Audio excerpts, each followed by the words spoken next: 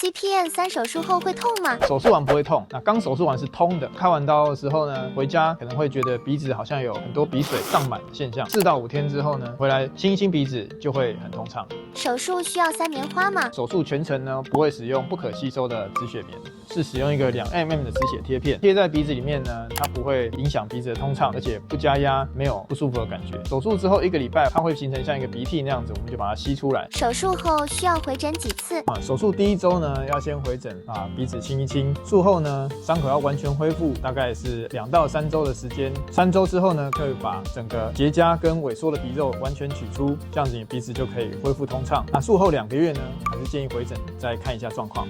手术费用是自费吗？这个手术的费用要看状况，但是它是一个自费的手术。那保险会不会付，就要看你的保险的额度，还有申请的保险有没有符合相关的规定，可以询问你的保险专员。